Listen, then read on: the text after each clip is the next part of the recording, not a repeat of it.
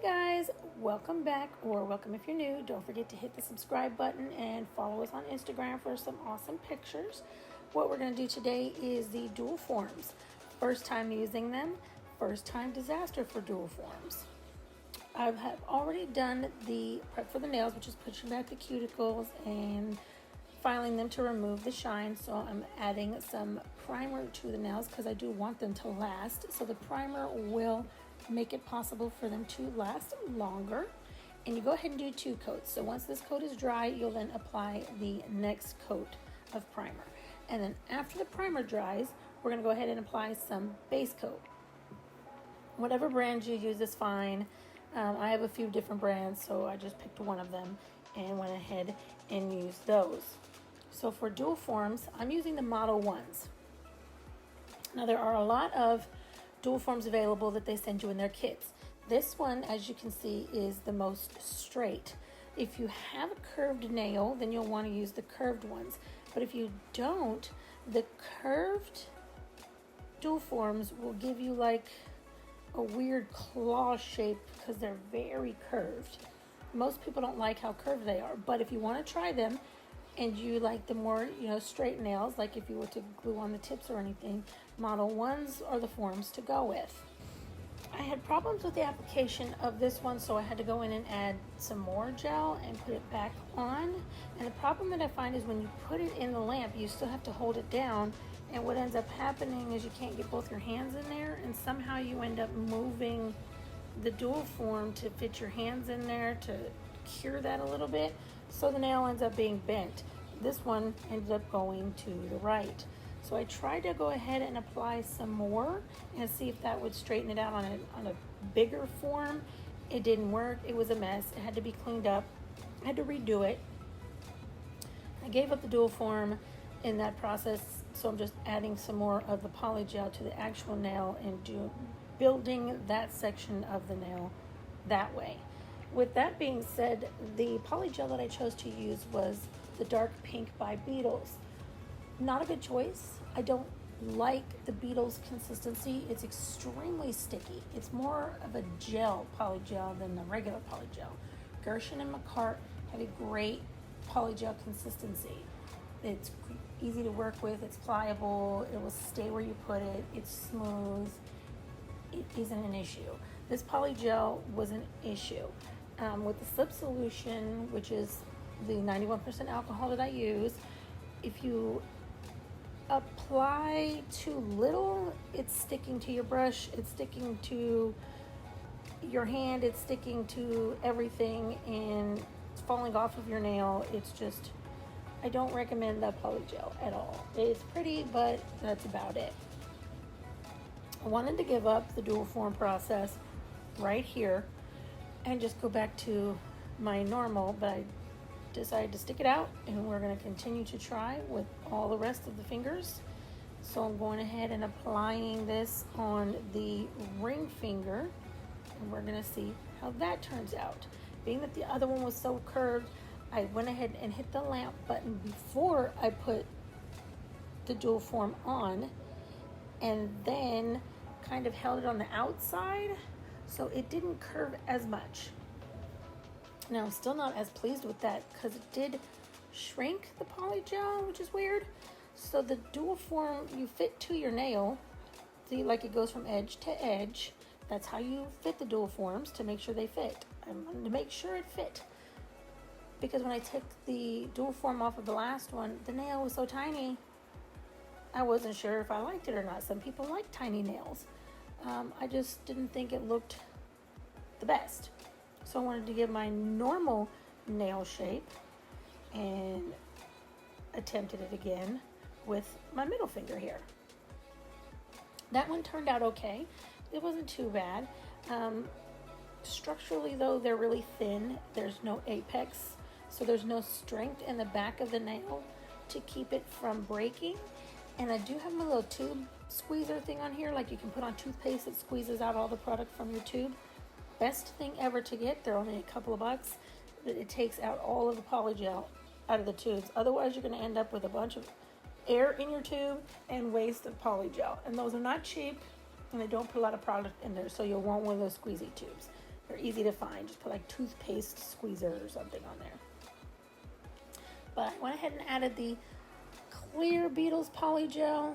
I'm not worried about it being clear because this polygel is not a clear, it's a cloudy. But either way, it's just to cover up the pink and help put the structure and strength in the apex area and on the nail to make sure it doesn't break. I decided to add the paper form because I don't like the buildup of the polygel underneath, on the underneath side. But putting it on this hand, I am right-handed, so it did become difficult. I couldn't clean up the squeezed out polygel and straighten it out underneath with my left hand because the dual form would come off.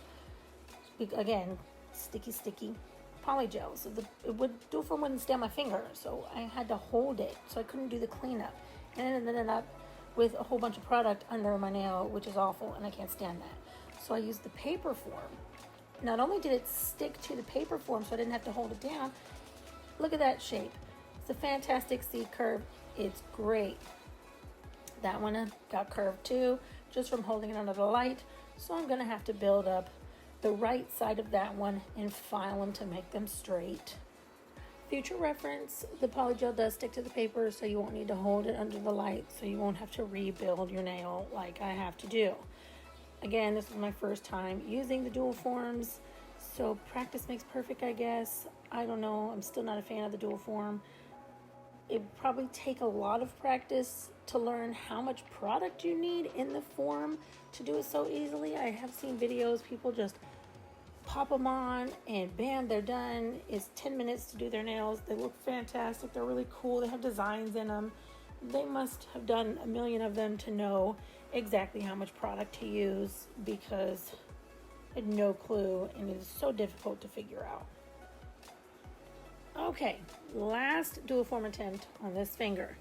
But I did find out you do need to fill up the dual form with the polygel before you put on the paper form, or you end up looking all crazy, awkward, and trying to fill it up like I do right here. Some of us are extremely dominant one-handed, extremely right hand dominant. So my right hand always ends up looking a little more jacked than my left hand, but that's how it goes. What can I say? I do understand that the purpose of the dual form was to even out both hands, to make it so they would both be even, not look jacked more on one side than the other. But for those of us who aren't dual form experts, they just don't. For example, this nail looks pretty good, looks great. There's no product buildup underneath, has a good curve to it, but at the same time, the distribution of the gel did not work out. So there's a whole section right there that doesn't have any, and there's bubbles and lift. So we can't have that. So I'm using my little drill bit piece here to clean up all the chunks and all the extra polygel and where it's lifted and created holes, just trying to drill it down so that way I can fix it from the side walls and around the cuticles and get everything kind of like on an even tone. Some people can put the gel in the dual form to the length that they want and it works out, but again, I cannot. I'm not a dual form expert, so I have to cut the length down of all the excess product that I put on there and then file it down and get the nails shaped a little bit better so I can attempt to fix them out. So they've all been filed here. I forgot to hit record on the screen for that, so my recording skills are expert level as usual for you guys. I applied some top coat. I did not cure it because I think the decorations stick better to uncured. Some people will cure it first, but I don't. Then I dipped my nail into the glitter, then cured it, and then brushed off any excess glitter that didn't stick. Went ahead and applied another layer of top coat, dipped that again, and cured it. And then I'm moving on to my index finger, where I decided instead of dipping it, I'm just going to dust it onto the nail, and I think that worked better than dipping it. So on my thumbnail, I'm just going to do the edge. Again, apply the top coat, and that one's so small that I'll just go ahead and dip that one into the glitter, then cure it, then brush off the excess glitter.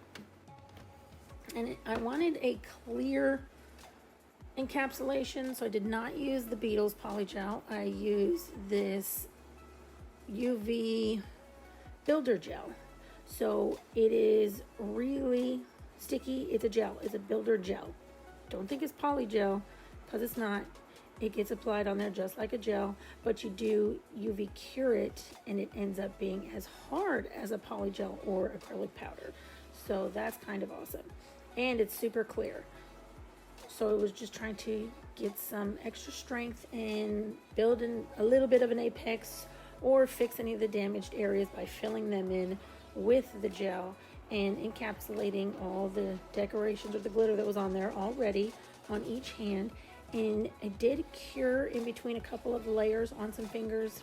It didn't have as much as I liked. So then I cured that finger and then added a little bit more gel on there. And then of course you cure it again.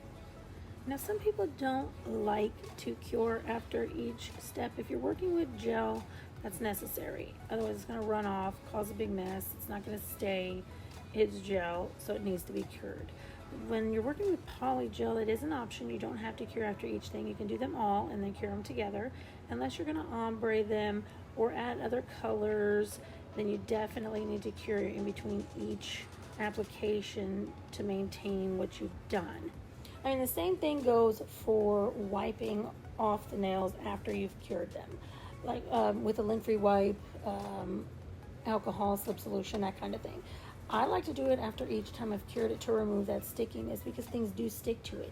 You can end up with a piece of glitter stuck to it, a cat hair, something crazy could get stuck to it just because you didn't wipe it off. So my preference is definitely to wipe them off after each cure. That way it's just a clean, smooth surface to work with. Even if I just need to, add more gel or anything, it's still clean and ready for the next application or next thing that's going to be done or put on it without having to try to take something off. After the gel, there's just a little bit of shaping that needs to be done where it's kind of run over the edge, like underneath has to be done.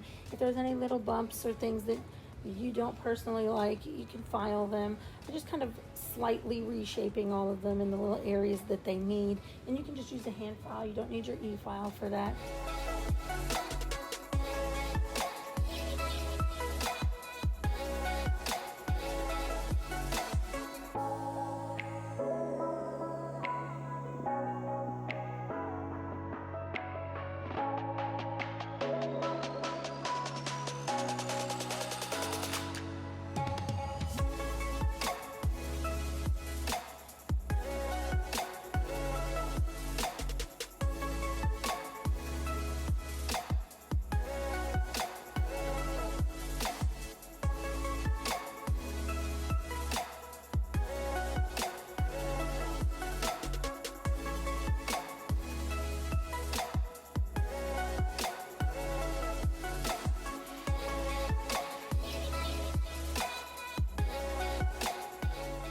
Course, clean up all the dust and everything from filing so you can check your work and make sure it's the shape and everything looks great and how you want it. And then grab your buffer. Some people use the 200s, they think 180 is a good buffer. Personally found that the 180 you can still see some of the scratches, so for buffing it's got to be 240 or above. I like the 1000, 4000 one's my super favorite. That makes it super smooth, and I couldn't see any of the scratches on this. So through the clear gel, I used the 1000 side.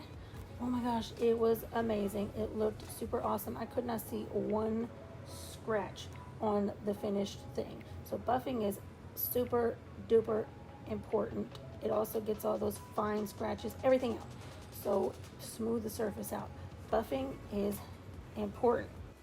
I'm applying the top coat because that seems to be my favorite method of adhering jewelry or bling to the nails is the top coat. One day I might use the gel glue. I don't know. It's not a guarantee. Top coat is super convenient and it works. FYI, it works.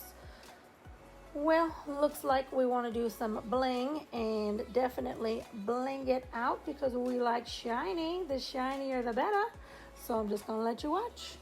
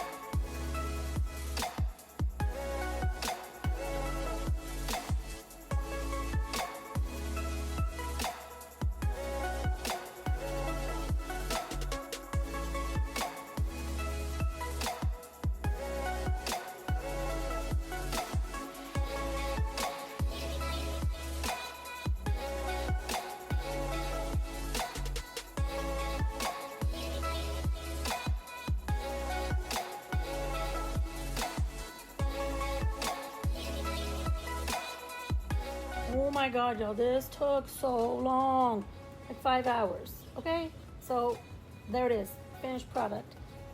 Fantastic, came out gorgeous. Thank you so much for watching. Totally appreciate you. Make sure you subscribe and go to Instagram and check me out there.